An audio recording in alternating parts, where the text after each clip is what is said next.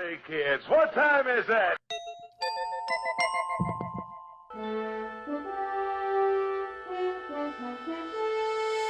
The future is coming on, it's coming on, it's coming on, it's coming on, it's coming. Okay, and we're coming on to you today from Boulder Creek, California, from Son and I, Mrs. Future and I, and Bobby in San Francisco. Actually, you're somewhere else, Bobby. You look like I'm you're in a Grass cabin Valley. somewhere. Grass Valley. Near Nevada City. Near Nevada City. Near Tahoe. Oh, okay. A beautiful place for those of you who haven't been up there. It's on the way to Lake Tahoe, which is one of the most beautiful lakes on the planet.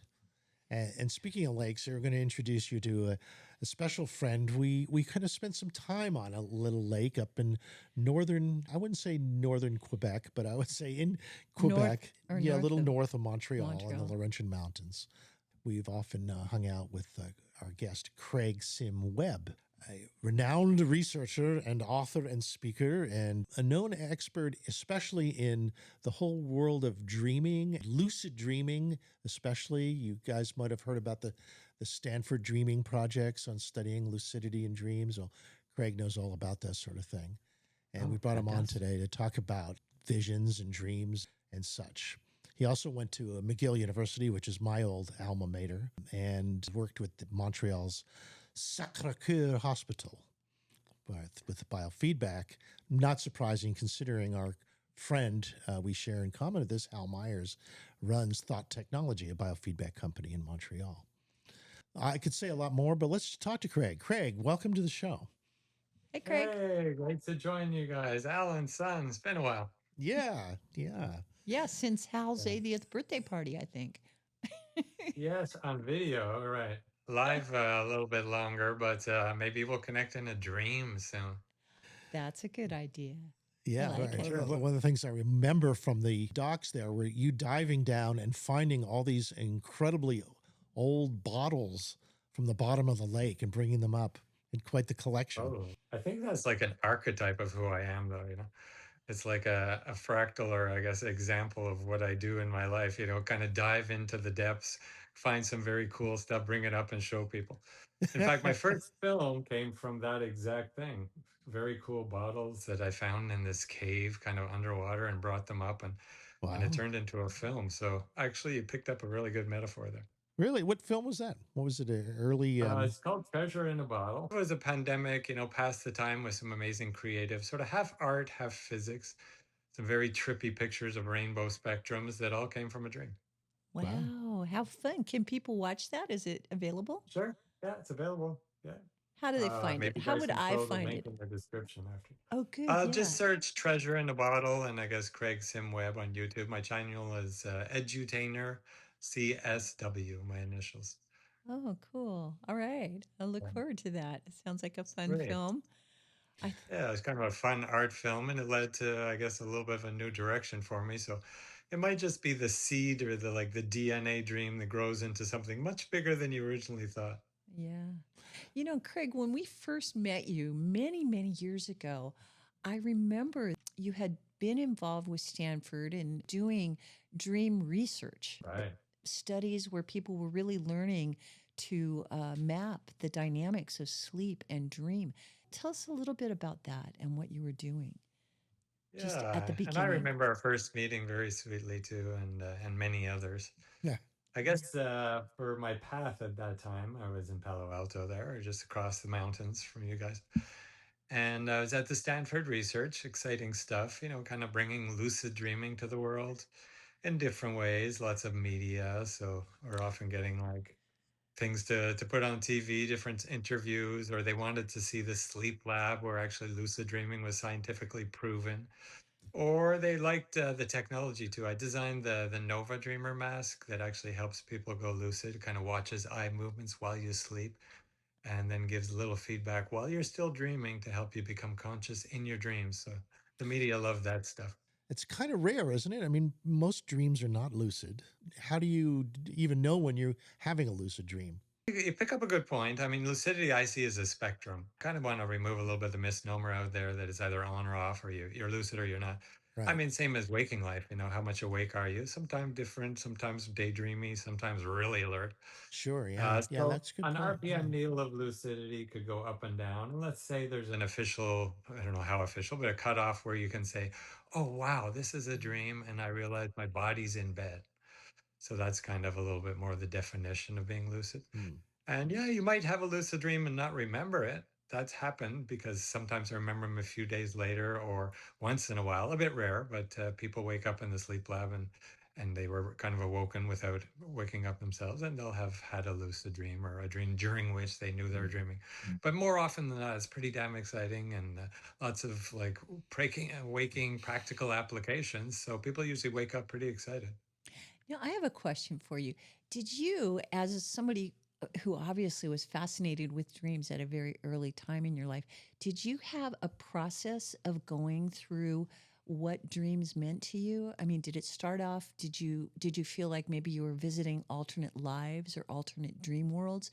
And how did you relate to the dream world versus the world of your living, breathing body? Right. Well, there's a various me's, if we put little like quote marks around it, different me's are for different moments, even in dreams, even in waking, even in other states or halfway between or bridging both, which is kind of interesting. I teach lucid living. That's my brand. So trying to be as present or I guess like inclusive, as integrated as possible in all states, dreaming, waking, and maybe other. So I guess I could say my first cosmology was just like I was kind of diving for bottles and getting the dreams, like you go in the lake, you come out, what's this? Have a look. Is it something interesting? Is it valuable? And then Uh-huh. later it expanded a lot more to kind of, I guess, include all the fauna, flora. I'm using the analogy there, but what's in the lake? How does it affect the people that are above the surface? What can you do on the surface that affects the stuff in the lake? And how can you start to bring dreams into waking and some of the waking skills, technology into dreams? I guess in short, that was kind of what I've been doing for 30, 40 years here. Now, you mentioned that there are a number of music icons that have used dreams for hearing the melody or creating the song, or how does it come in for like Paul McCartney or Billy Joel or Taylor Swift or some of these other people you mentioned? Yeah, that's a good one. I like it because people kind of know the artist, so there's a little bit of trust built in there. Exactly. So Yeah. everybody has a little different sort of flavor style. I guess like we have different ways of talking or dressing or however we do our activities in waking life. Same Mhm. thing for dreaming. Same thing for kind of inner perceptions. For example, I think Sir McCartney actually dreamt the melody for yesterday. Just had the melody, and later, well, John Lennon said he dreamt the title, but it looked like the title eventually came. But he just plunked out the chords and said, "Hey, wait, this is so familiar. I'm sure I nicked it." That was his word. And Wow. he checked with the other Beatles, and maybe after a month or two, he kind of said, "Okay, it seems kind of unique." But the other Beatles said, "You got to change the first lyrics. Scrambled eggs. Oh my baby, how I love your legs. That's not going to work." And so he kind of morphed it into this kind of choral with like instruments yesterday, and went big. In fact, it was so new. Like dreams bring in these really new DNA, idea, movement, emotional things that the actual all Beatles didn't even want to be recorded on that. They said it's going to be a McCartney experiment, and if it goes well, then it can be a Beatles song. And obviously, after 18 weeks, I think it was at number one, they said, "Okay, that's a great Beatles song, isn't it?" Some people actually see sound, which is very interesting.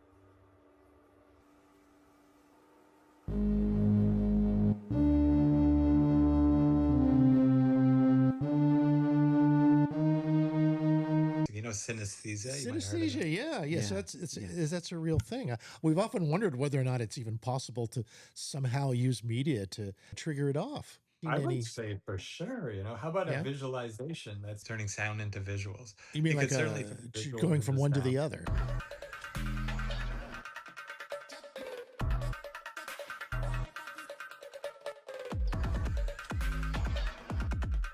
Yeah, it's converting Slowly. senses.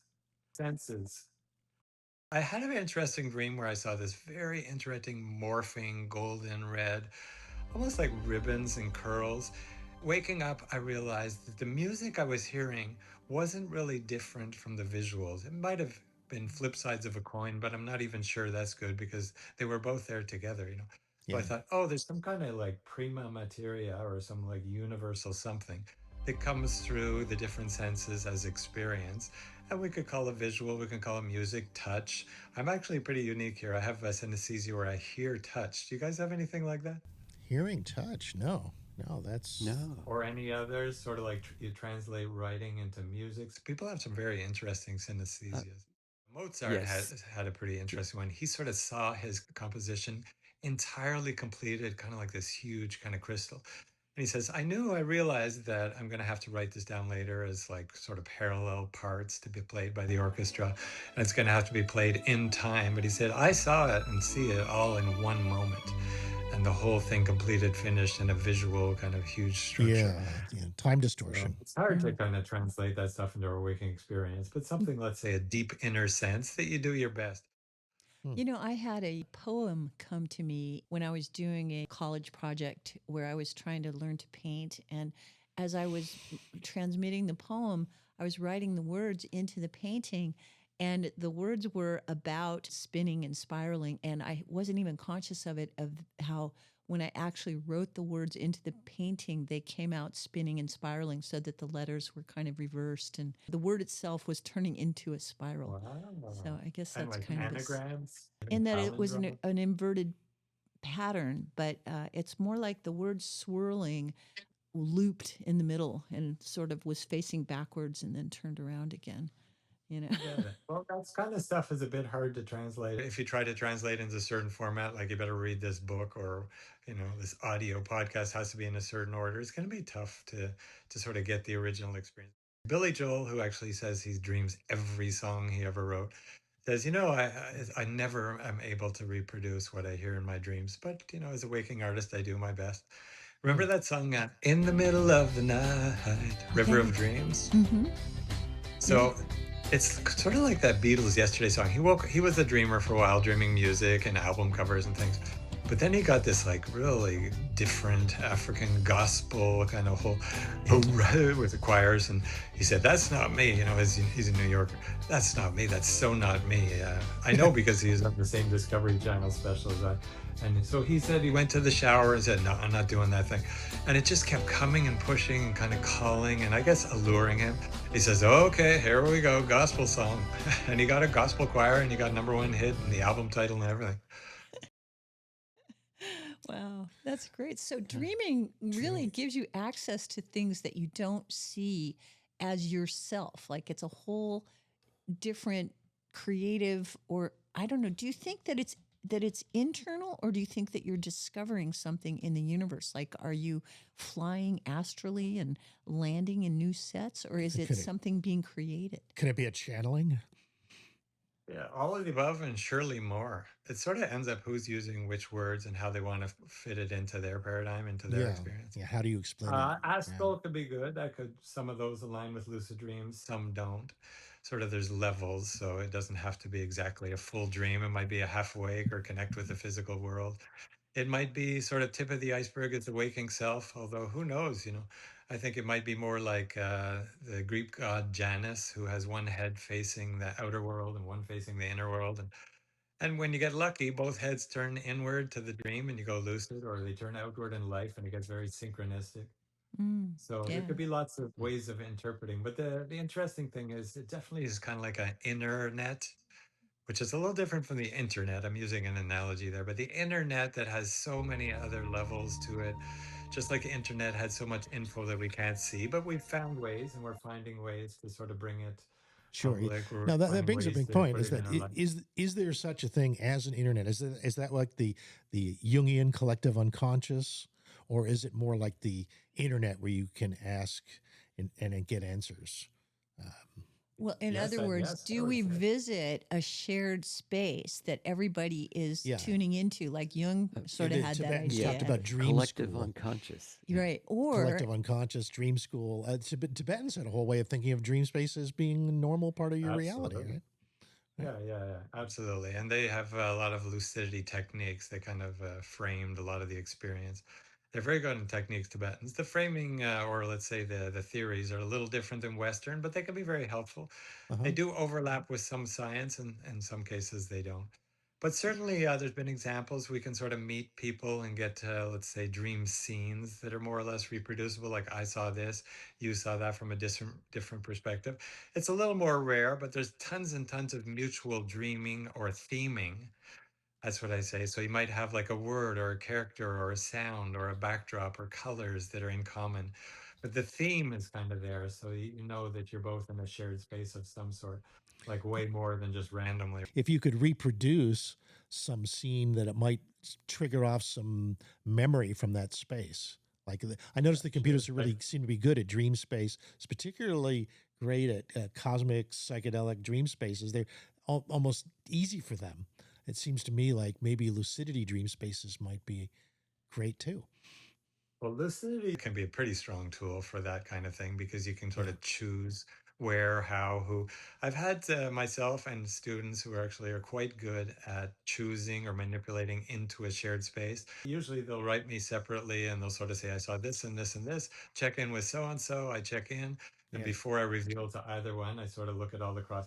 And sometimes it's like mind-blowingly accurate. So it's a question of personal belief. And if you believe it, that opens the door to the experience, which is the interesting thing. I say just keep an open mind and you can have future dreams, mutual dreams, clairvoyant, all kinds of interesting things. So, yeah, dream space and psychic space. Have you Yeah. spent time comparing those two understandings? Psych phenomenon. Have you experienced Absolutely. telepathy? Yeah. Like what the future? That's a great name for a show, by the way. Yeah, thanks for the idea. I think I Oh got my it in a God. dream, I think. I wonder where that When came was from. that? Was it recently? Oh, where happens Maybe the that was your time? future self calling back with your show title. You never know. Well, there you go. No, do you believe that's possible? Do you think that time itself Absolutely. is? I do meet my probable and future alternate selves somewhat often in dreams. Really? And sometimes it's very clear they're speaking to me sort of as a future me or a past me, and they're saying, please don't make this choice, Or a future self with a really beautiful feeling says, come here, this is a great one. If you sort of call this person today, it'll open the doorway that comes to this future. So sometimes it's very easy to track, and other times it's just like, let's say, I think Charlie Wilson, he sort of woke up and his wife woke up with this powerful dream that said, you could get a Grammy nomination if you sort of record this music. So, they recorded on a little voice recorder and he's like, nomination, that's pretty specific, but he didn't really have any details or how to. So, but later they sort of polished it, worked on it, they acted on it, which I think is a really, really important step. You ask, what does the dream want? And not just what does it mean? And they acted on it. And then it became a song and they got nominated for a Grammy. So exactly what they foresaw in the dream. A calling dream that's calling for a certain event that could touch people's lives, right? Wow. Now, Craig, it sounds like you have, at a certain point in your life, used technology to both understand what's happening physically and maybe also classify or categorize what's going on. What are your Well, I like the interface where sort of our culture is a pretty unique gift, like the Tibetans, at least old time Tibetans, and some of the earlier cultures, Sumerians, maybe Romans, etc., didn't have the technology level that we have, or at least not the type of technology we have with electronics.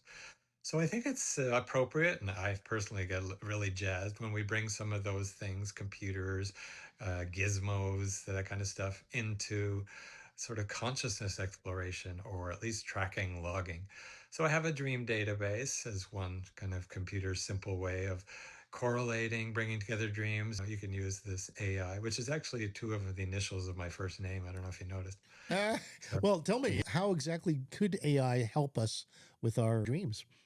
Okay. My view of AI currently, as it sort of stands, but there's so many angles to it, it's collecting the collective and making it relatable in a first person way. Like I can go to a Chat GPT or a Gemini or Grok or something, and I can ask a question, let's say about my dream. It doesn't have to be about a dream, but then I'm getting the wiki wisdom of anybody else who's ever written or made a video or shared an experience somewhere about that. So I'm kind of relating to the collective conscious. So it's definitely got that angle. And if it kind of has been gathering people's dreams, it depends a little bit how it was trained, right? And if it was getting some good guidance on principles, like if it read my book, for example, which is full of lots of principles that are actual experiences too. then it could really tailor it better and better. And you could start to get some pretty accurate interpretations, probably suggest some actions you could take on your dream. And I Mhm. use it for that. And even just correlating on our own, keyword search of somebody I haven't met for a while and I run into, I find out I dreamt of them a week before after not seeing them for 6 years. The dreams behind the Beautiful. music. Yeah. Wow. Excellent. Excellent. And doing really well. It's all 5-star reviews on Amazon. So I'm glad the 3 or 4,000 hours I put into it seems worth it. Well, It wasn't definitely. just a weekend project. It was a big one. Yeah. Lots of interviews, 250 artists actually I have in there or so now. Wow. And there's just Wow. amazing correlations like metadata that I wouldn't have seen if I just interviewed one or two. Uh-huh. Oh, yeah. Give us a little aha, like as you were putting this book together. Did you have any moments that were just gobsmacking? Every day and night. So, as you know, I think most of the listeners and viewers can relate here. When you start to work on something, or if you sleep on it, you start to dream on what you're thinking, which so dreams go both ways. In this case, I'm writing the book for 4 years. I was dreaming about the principles, which a lot of which I included. I was dreaming about the artist, who to speak to, seeing some of the metadata mixed. I mean, some things blew me away, like example, kind of specifics get interesting. Jimi Hendrix actually ends up visiting living guitarists from the deceased realm and giving them very specific training on how to do very fancy guitar chords and riffs and things like this. Yeah. Wow. So what? Yeah. What is it? Talking to the dead? Are you saying that's? Well, there's a whole chapter about the deceased visiting the waking. There's tons. So they often bring gifts of songs. Example from Bay Area there for you and your friend Bob and any of my other friends from Bay Area. The Grateful Dead, actually, Bob Weir, who just passed recently. But Yeah. before he passed, he would have Jerry Garcia come in a dream, talk with a while, bring him a new song, and they'd sort of wrestle and dance with it. And he turned those into like waking songs. And he was pretty clear it was Jerry coming in his visitation kind of beyond the realm of the living form to give them some, sort of collaboration across the veil kind of thing. Oh, And right. there's others who've done that too. There's like 20 other examples in the I book. can just hear Bob saying, "Thanks, Jerry. I'm so It's a grateful." new meaning to Grateful Dead, doesn't it? Yeah. In this cosmic jam, our spirits sing. So what about extraterrestrials? That could be an interpretation. Anything that's not coming from our experience is sort of extra or beyond the terrestrial, right? Yeah, intra, beyond, what do you call that? Let's say omni-terrestrial. I don't know if that's Yeah. So all's possible. Good dream space doesn't leave much out, does it? Especially if you consider lucidity. Yeah, well, connecting to the internet, just like the internet, there's so much out there. We'll probably never know what all is available, but we can start to see certain, like I'm just using the analogy, apps or certain ways or types of dreams, certain ways of having techniques that bring about certain experiences. Simple enough as fall asleep with a question and see if you wake with the answer. Hey, I want to have my most amazing guest for next podcast. There's a radio show host who actually interviews her guests because she dreams of them. I was lucky to get Really? on her show, so I guess my inner CV there on the dream realm must be pretty good because I got some airtime on that show. But lots of other techniques, like you can see friends, you can visit with people and check in waking life. In fact, it happens all the time. It's just that some people don't really have that openness, or they just don't track it. Like ask your sleeping partner if you're with somebody, or a family member if you're not with somebody, and see if they dreamt something with you. And you'll find out like probably 1 out of 3 days they had some similar theme or maybe the same dream. Other animals dream too, right? There's a very interesting research because sometimes I pull in science. Spiders have been more or less scientifically proven to dream. Seriously. And then you go, well, how the heck could you ever? It doesn't write down in How the do you dream know? journal. I mean, what does the spider think when it's You lucid? put like ink on his butt and he drags out he shows you what he dreamt. No, actually, they watch their eyes and they see that they It's a have good certain idea, sleep though. cycles that seem to mirror very closely with sort of REM cycles. Ah. So it's presumed that they're having sort of altered states where they're actually seeing experience without acting it out, which is more or less dreams, right? Oh, interesting. Well, I heard of this experiment where they gave LSD to spiders and then they generated geometrically different spider webs, that were dramatically Yeah, thanks, different than Ramdas. normal. I've heard the same thing. I didn't speak to the spiders, so I don't want to give my affidavit on that experience. But I'm sure it's possible. Let's just think that a spider is channeling something pretty inner universe level. And one of the sources that I like, it's a little bit out there, says it channels one of the inner sense that's very close to sort of universal truth when it's making its web. So if you're altering, let's say, its consciousness flow, I'm sure you're going to alter how the web is made, or Yeah. I'm not surprised by it.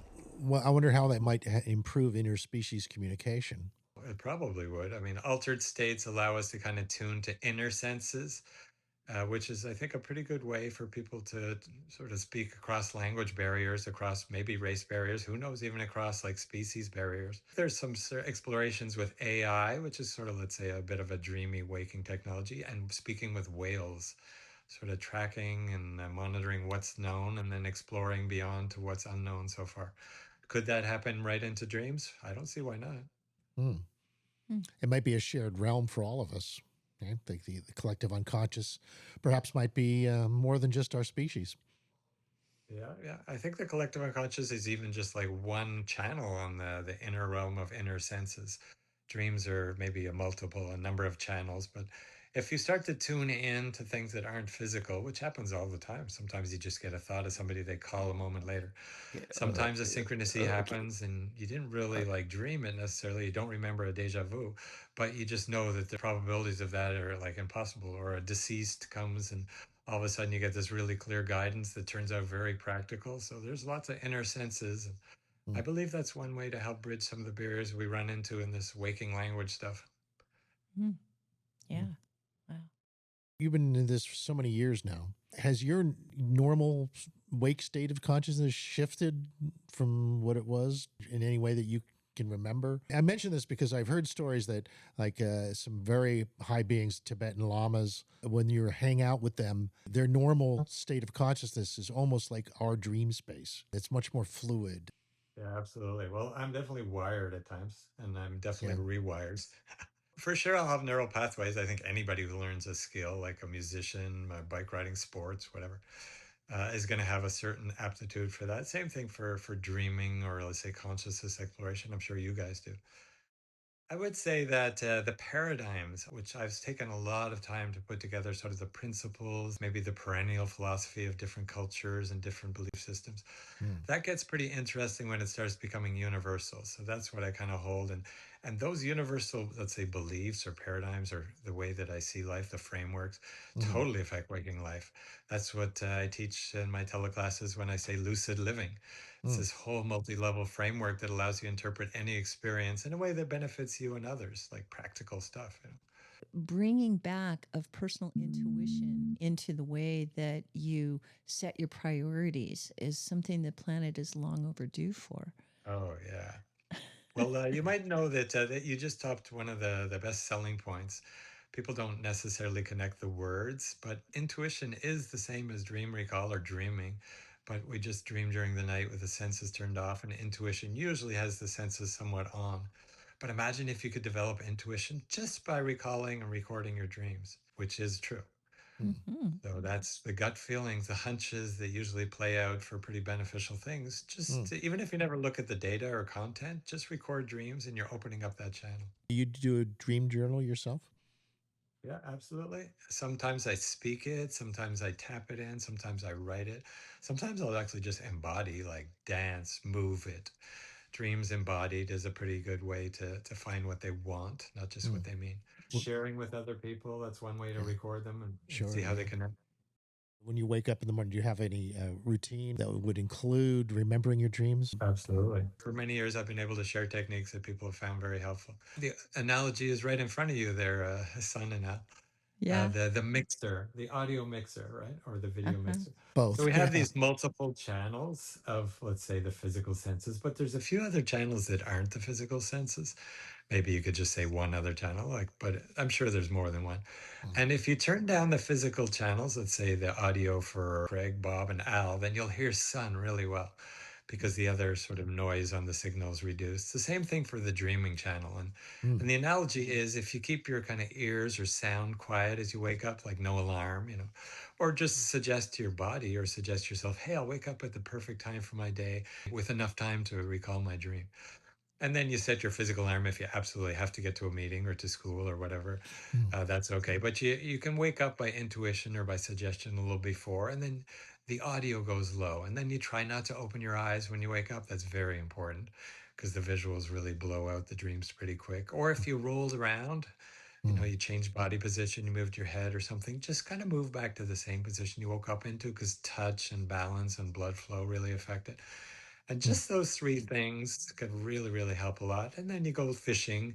If you have a little feeling, an idea, a word, a name, a person you're thinking about, just follow it and see if a dream pops in, kind of like fishing, pulling in the fish of what the dream was. Cool. A few little Sounds Betty very Crocker helpful. tips, but they'll bake a good dream cake. Yeah, I think That's so. great, Craig. That's fantastic. Yeah, it's good to have some I love pragmatic laughing with tips. you guys. You have like a really friendly, kind of easygoing, interactive style that it's not always there. So Yeah. appreciating that. Yeah. Well, nothing like a good conversation. It takes you places where you weren't expecting to go. Yeah, and it I helps love to that. know you a little bit too.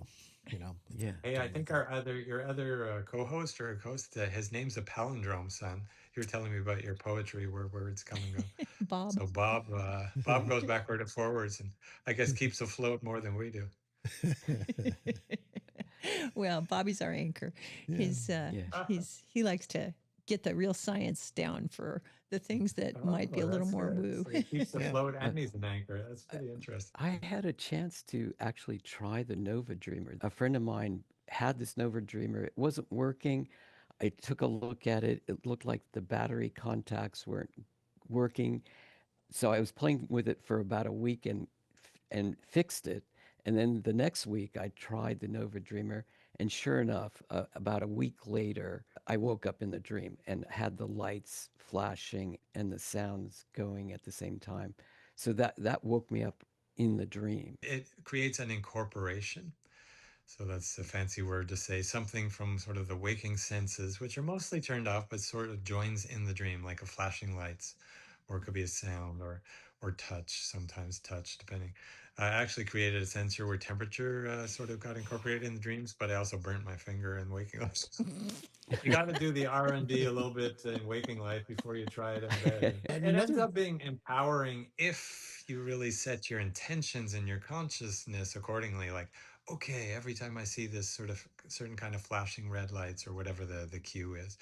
Because if you don't sort of use your, let's say, empowered consciousness with it, then it just becomes a technical crutch and usually burns out quickly or might even disempower you. So I say, hey, stay empowered. And then, yeah, why not use some of the technology? It's great.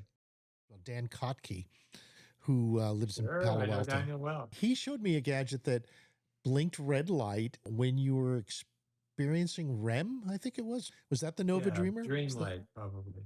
Yeah. What It might have been the Nova Dreamer or the Dream Light, depends when it was. was the I think Dream I Light? showed you the Nova Dreamer too, there, Al, because I designed it and was probably showing it off quite a bit then. It blinks lights. It has a little audio that can incorporate into dreams. It had other features, so there's other ways to help. Technology can help. It had a simple button that sort of when you press it on the front of the dream mask, you wear it while you sleep. That just quickly flashed the lights. Hey, that's crazy. My phone just jumped. So I'm going to do a reality check here just because it's a bit dreamy when the phone jumped when I pressed my button. Maybe you guys are pressing my buttons. No, we But had a anyway. surge on this side too. Yeah, we There's heard it too. definitely Some weird some, sound. Yeah, we're having just a some second before you interdimensional talked. Because we're contact. getting so dreamlike right now. But I anyways, know. when you press the reality check button, it's a way to sort of test if you're awake or asleep. Yeah. And it's pretty hard to recreate changes in light levels in dreams. So if you press a button and the lights don't flash, you could say, oh my gosh, this is a fake Nova Dreamer, and I'm actually in dream. I'm actually dreaming, even Cheap though it looks copy of pretty one. damn real. It's a fake dream. Oh no, I'm meeting the AIs. A reality test. I like that. You bring a reality test into your dreams. Right. Well, actually, the reality check is in your waking life, but you're never sure in any moment if you're waking or dreaming. So you just do your check. And hey, if you're dreaming with like one guy called in when I was doing tech support and we were sort of R&D, and he says, hey man, this mask doesn't work here. I pressed it like 6-7 times. It just doesn't flash. It had new batteries. So I checked it and it was flashing fine. I said, well, can you tell me when it didn't work? Because it seems to be work. I don't want to make him sound bad. And he says, well, I think it was the other day while I was walking around with it on. And I said, wait, Mama. I didn't want to make him look bad. I just said, oh, you're walking around with a mask on? And he goes, yeah, I was pressing in and Walker. And I said, were you able to see? He goes, well, that's interesting because how was I able? And he was starting to wonder. I said, I don't think that was actually a real mask. That was a dream Nova Dreamer. And maybe, you know what, next time, if you press the button, it doesn't flash, just leave me a message on my phone. And so I never got the message. So I guess you got the message that, dreams can seem very real. We need a way to check reality while we're in them. Well, it does Not great. always, but sometimes we do. I know, but it seems like that's what dreams do. They play with fantasy to reality and imagination and other remote connection to others and all kinds of stuff. But what do you think of Ursula Le Guin's book on this? There's a book about dreaming where the man in the story worked with a psychologist where his dreams became reality.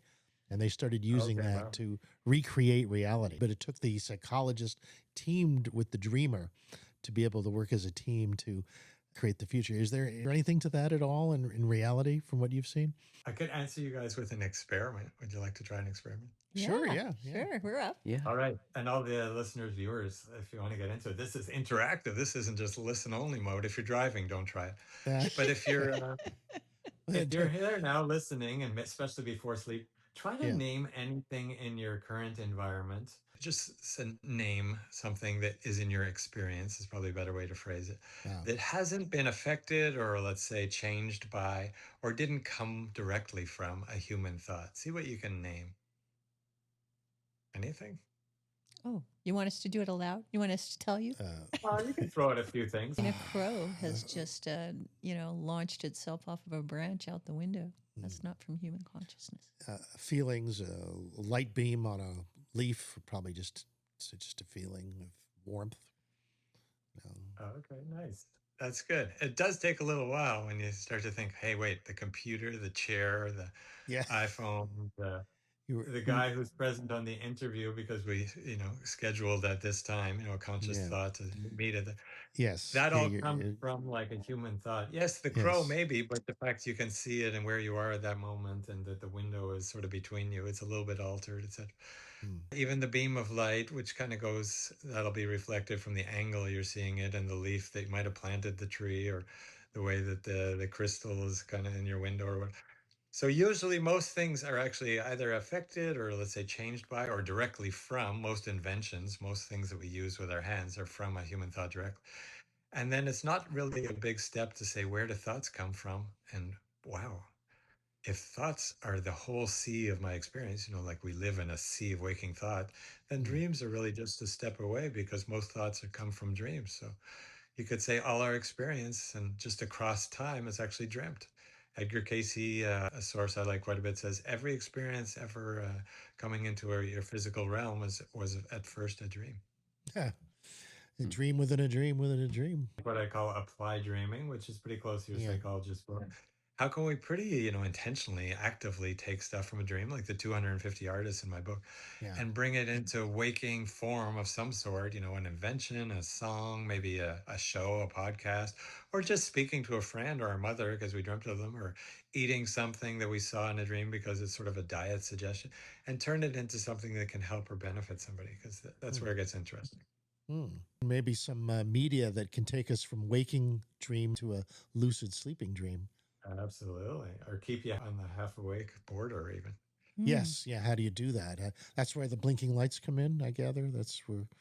Well, the blinking lights are timed and they have biofeedback in there. So they're monitoring your eye movements. The Nova Dreamer, anyways, there's probably other blinking lights like light and sound machines.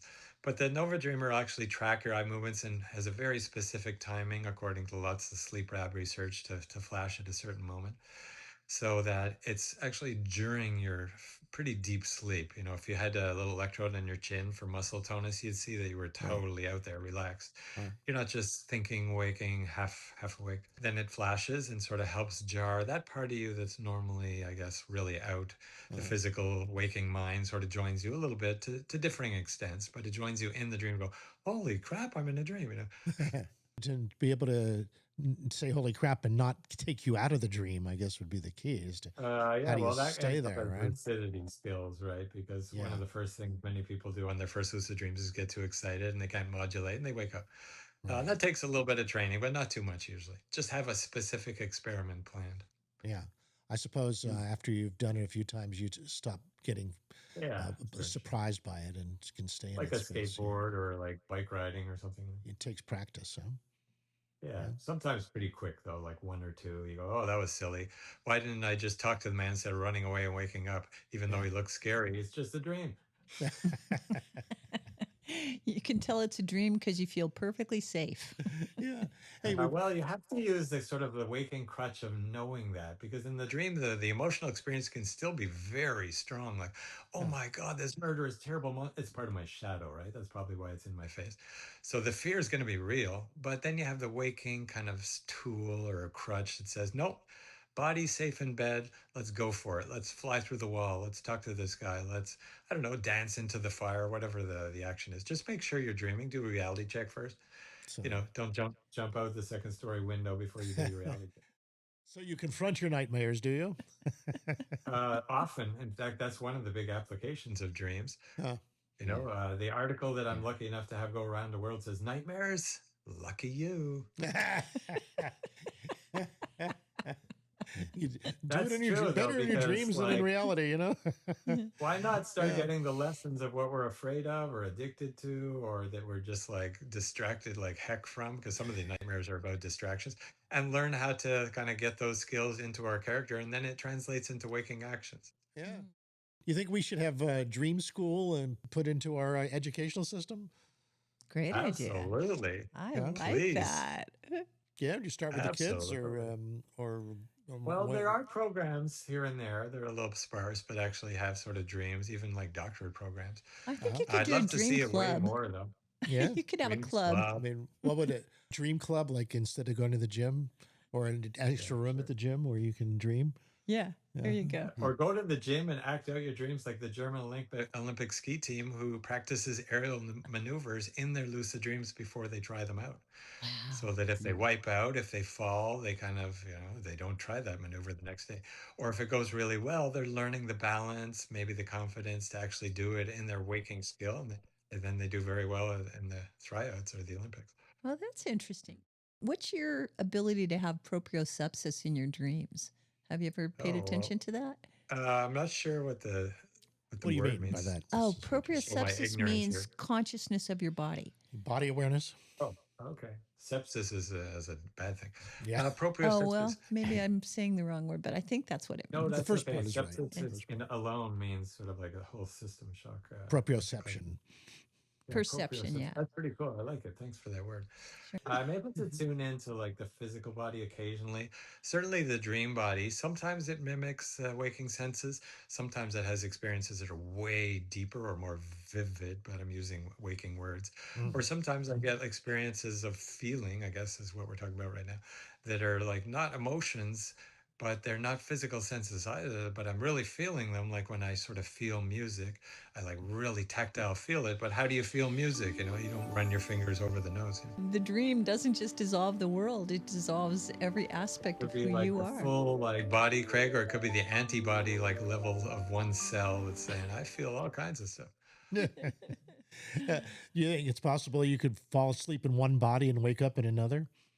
Yeah, well, I've actually had a dream of being like a blood cell. I think there's a movie about this, Osmosis Jones. Have you guys seen that? No, Osmosis cool. Jones? No, I haven't. Oh my gosh, that's such a great movie, and it could answer your question, but at least it's a fun Friday night.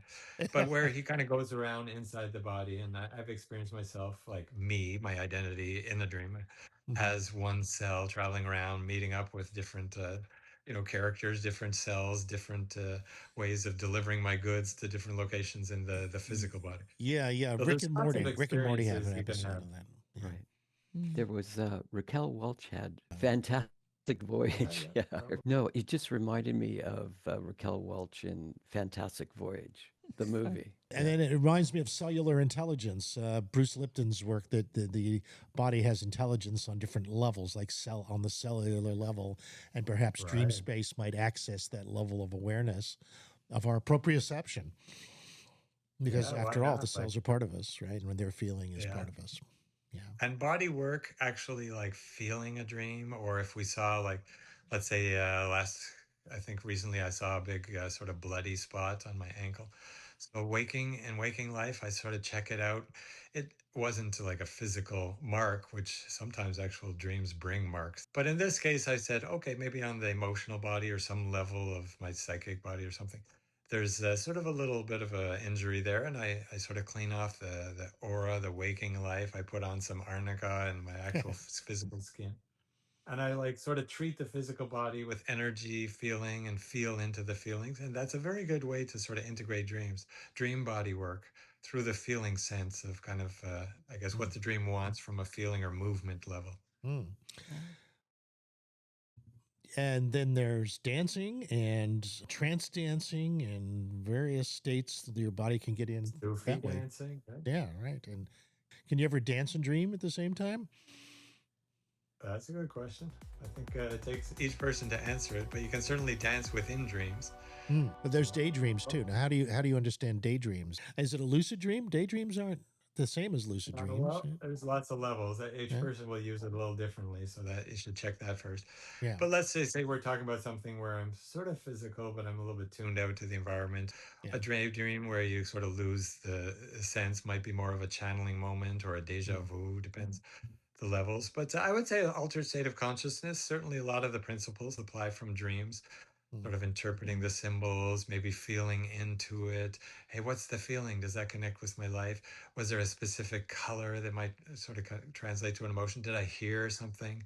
Can I sort of play that sound for somebody else? Like Tuvan shamans from Russia and I think Siberia and different places around Mongolia and stuff. They'll actually sort of get a channeled, let's say dreamy, daydream, and sometimes deep sleep at night music. And then the therapy, the gift, when they're working with one of the tribes people, they'll just have a little melody or a song that they heard, and they'll say, sing it or feel into this all day or this week, and just sing it and sing it. You don't have to know anything, but just tune into it and feel into it, and you'll be all healed. And they have obviously some good results in terms of helping relationships, maybe even helping sicknesses. So dream healing. there's some weird Dream stuff healing, out there. So I have a kind of a odd segue because the things that I've been thinking about lately are trends in the world and in society, and if people are, as a whole, going more towards being more unified in the way that they're approaching problems in reality, or whether they're being more isolated and trying to do it more on their own. And I'm just wondering if dreams are more useful for creating unity or for creating personal approaches to things, you know? Individuality or unity? I would go to David Bohm. I don't know if you guys know the physicist, the intricate order and the extricate order. Or let's say the universal principle, the eye on the pyramid at the top, the one thing that's common to everybody, and then the very specific different blocks at the bottom of the pyramid. So every, let's say, experience will have those levels. You could have like fire and everybody has a universal fire, but then the specifics end up being very important. Was it a fire in a fireplace? Kind of a warm comfort hearth feeling? Or was it a fire out of control? Was it somebody firing a gun? Or there's lots of levels of what that universal could mean that really affect my past, my future. And yet, if we go to like fire is universal, it's going to be transformation. It's going into the state that matter goes into, sort of like the plasma state where there's lots of moving ions that aren't like locked in. So there's going to be some shakeup. But you're kind of feeling it can swing both ways. It really is Yeah, it how the includes both. individual plays with it. Ideally, I like how you use that word. Swinging is good as we're learning something because life is full of duality or opposites, right? Yeah. Male, female, high, low, whatever, dark, light. And so you could say dreaming, awakening. I'm not sure they're opposites exactly, but I like to say integrate the opposites if you can. I mean, it takes a little while. It's okay to swing at the start, but eventually you can sort of hold this very interesting balance where you can see all the symbolism, interpret life as a dream, let's say, and then do the practical stuff, the business decisions, operate the technology, walk, do an athlete, and ideally integrate the opposites, not just swing. Oh, great.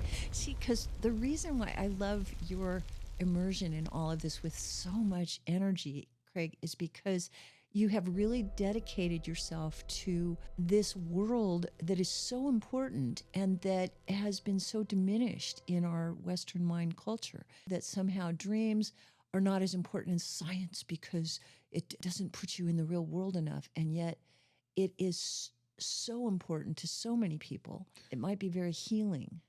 Thanks for hearing me, son, and sort of hearing the essence of who I am. I really try to bridge like the science or the mind, the linear, the sort of intellect, and then the more intuitive, invisible feeling. I'm still a recovering thinkaholic, so I'm not exactly prepared it is. Do you like it when your But rationality dissolves? right. Well, I get thrown into it at different times. I've been kidnapped by dreams before, or lots of variations on a theme that help me try to integrate it from either pain, pushed by the pain, but usually it's better to be pulled by a vision than pushed by the pain. Yeah. But I will note that good old Descartes, Rene Descartes, actually had his three very powerful dreams that led to the whole model of sort of the scientific hypothesis and the scientific method. And so, if science, or at least some of the whole thinking mechanism behind it, came from dreams, how trippy is that? So, Yeah. in my book, I talk about it, and then I say, not just I think, therefore I am, but why not I dream, therefore who am I? Oh, beautiful. Well, that's great. Who are Who you? the heck am How I? What can the we future? find you Yeah. once It this is- talk is over? That is good. Though I do got to ask you though. Do you think that dreams are evolving? Are they changing through time, or did humans dream the same 100 years ago as they do now? And Absolutely. yeah, or is You there a couldn't have universe? even have asked that question if it wasn't possible. Yeah. There's Well, is an it? infinite loop for it. But you're saying that also you future selves can also get into this, and so the future selves from your 1890s self could get into this too, Absolutely. right? So Reincarnational selves, alternate selves who took different decisions, even like parallel selves. I mean, you could start to use language, but it breaks down into like some deep core experience that the wow. physical senses can't follow so easily, right? Have you ever been in a dream party? Where there's a lot of different entities there, like a Fellini movie? Sure. Yeah, how do Why you not? invite people to your dream Inception, why party? not? Inception. I think you better watch your dreams tonight. You might have like I think listeners. so. I've been watching, and does it matter what you watch before you go to sleep?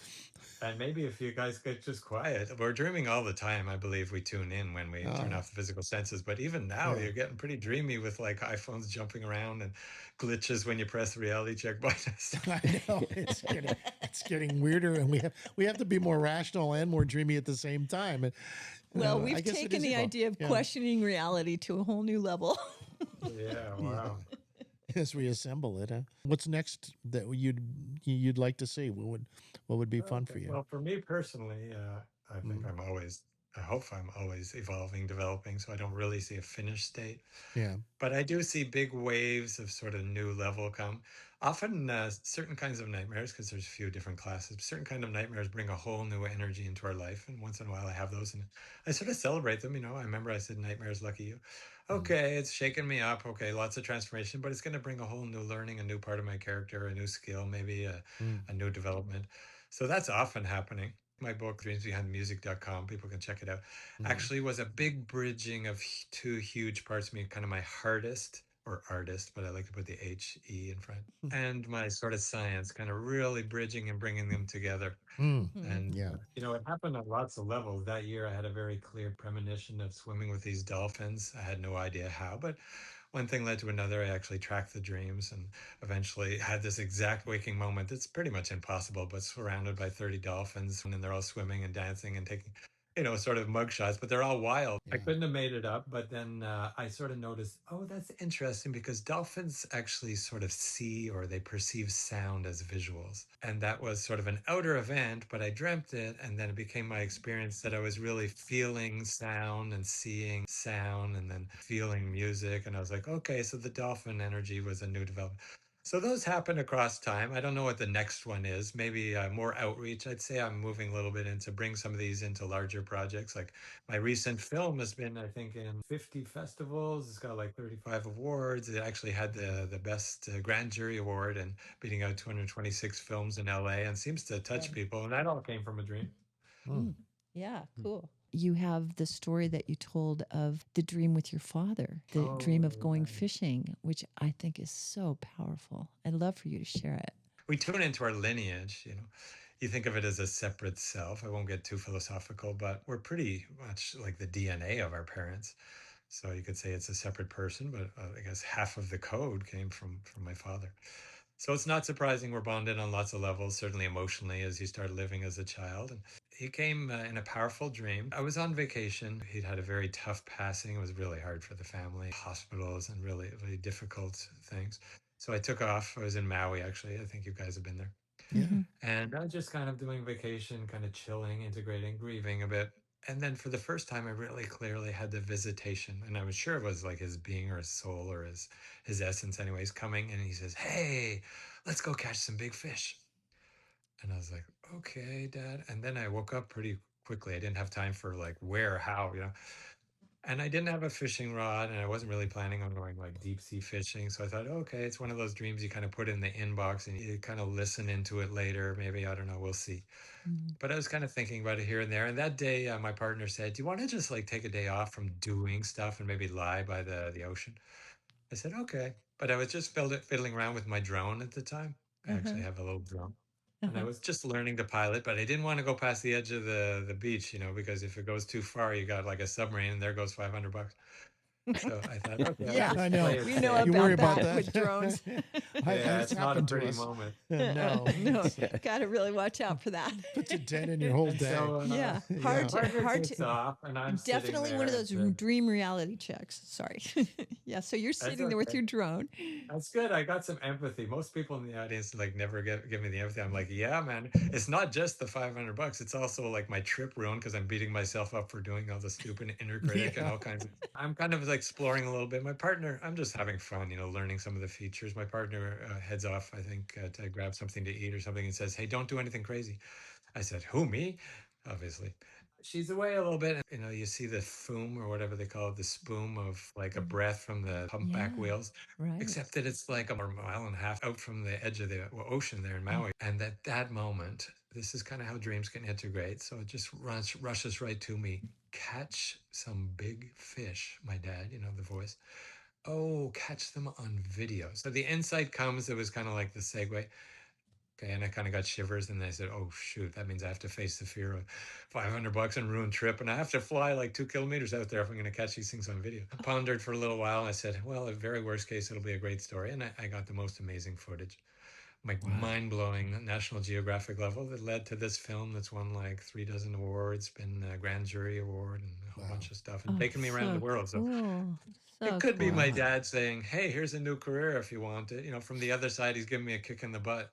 Stop Yeah. slacking around, get the message out there, and have Well, fun. I'll tell you, it's good. But drones, you have to really be grounded, as they say, to fly them properly and not lose them. It's Yes, good sir. skill set. If you can dream Thanks for the and fly a empathy. drone, that's great. Yeah. And I so know. you have a film out with that actual footage, or did you recreate the moment, or what? Actual exact footage that I filmed.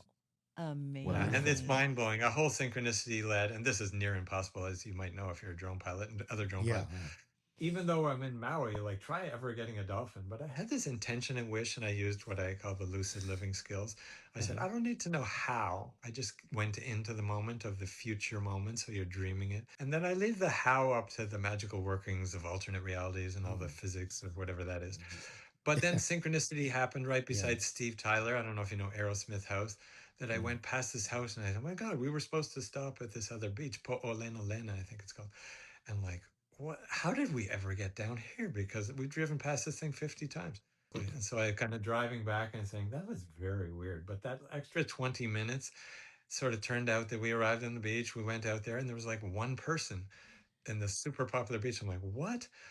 And so my partner went over to talk to the one person. I'm just setting up my drone because I was going to try some stuff. And they're talking away. And I don't know why there's one person, but I see some people out in the water. They're swimming around and they're near a boat. And I say, "Oh, those boats bring people for watching the turtles." And like, I guess they're just snorkelers. Except that then I see the boat moving. And I said, "Oh, wait a minute." My kind of logic part kicks in. Intellect says they can't be moving the boat and having snorkelers. That's like super dangerous and probably illegal. And then and the rest of me goes, how could they be moving? That's not swimmers. So, I rushed it, but I got a full battery and I got out there and I tracked 50 dolphins for about 18 minutes on a full battery. Wow. Are you kidding me? Like 18 minutes of super close up raw dolphin footage, like a meter or two away. Wow. Just like mind blowing, impossible stuff that led to the synchronicity that's the end of that video, too. So your dream life as a dolphin came in handy. Yeah. Did you feel like you were with them when you were flying that? And I often feel myself as a dolphin. Yeah. So yes, yes, and yes. When I'm droning, kind of the camera viewpoint to some degree becomes me. So like I'm flying, the identity of me as drone camera. And when I'm with dolphins, I think anything that you sort of focus on, you merge into a little bit. I did have my pretty grounded self, like, hey, you're only a few meters above the ocean. Let's not do any weird. Exactly. You Yeah. know, it doesn't Yeah. always recognize the surface as a surface, and it might try. And I got to get back, and the wind changed, and so I had my physical self. Yeah, right. That's how come the footage just survived. Yeah, That's how I got like the SD card out of it. yeah. I bet you probably relate well to FPV drones. Where you're wearing the That's even goggles. more first person, right? Yeah, it seems like you could immerse yourself into the experience and Yeah, be the especially if it would dolphin. even be controlled by like head tilt, and you're sort of very first Oh person yeah, out, yeah, like a yeah. Exactly. That's the latest yeah. stuff. Also 360. Oh yeah, which is one of the inner senses. The physical senses, without turning your head, can't do 360 so easily. I mean, you can do a technological view of it, but to actually experience full-blown like recognition of things in a 360 mode, that requires an inner sense, which is possible. So I'm giving a little like suggestion. Hey, you want to try a cool experiment tonight? Try dreaming in 360. Oh, rings a bell, doesn't it? You heard that. Yeah, it did. 360. Okay, yeah. Well, I'm into 360, so yeah, I'll take that as a cue. You guys are a true joy too, as people and also our interviewer. Thanks. All right. Well, listen, where are we going to go to check out all of these wonderful creative Your gifts that you're website. creating? What's your best Oh, website? thanks. You can certainly check out the book, 200 Top Artists Who Dreamt Their Biggest Hits. I isolate all the principles and techniques there so you can really just go for it. You don't have to be a musical artist. The Dreams Behind the Music, or dreamsbehindthemusic.com. That's kind of an easy segue. Check me out or check the topic out. Go on Amazon and check out the many 5-star reviews if you don't trust. Okay, And one then if you want to go a second. little deeper, applydreaming.com. That's sort of teleclasses, coaching, and lots of other levels of really going deep with me and some of the gifts that I've been able to share before. Okay. Oh, yeah. All right. Yeah. Okay. Okay. Now back to Craig. All right, back to Craig. Okay. There we go. Very good. So if you're around in late July and August, we hope to see you in person. Oh, I'd love to see you. Yeah. Absolutely. And All if you right. get out here, let us know. We'll be living on the lake instead of in the ocean. Yeah, right. Yeah. Right. All right, Exactly. sweetie. Thanks so much. We'll be seeing It's you in been our such a great dreams. joy, and I hope all the listeners have some happy nightmares and maybe even some lucid dreams too. Yeah. All right. Awesome. Sweet. Okay. All right. See So ya. long.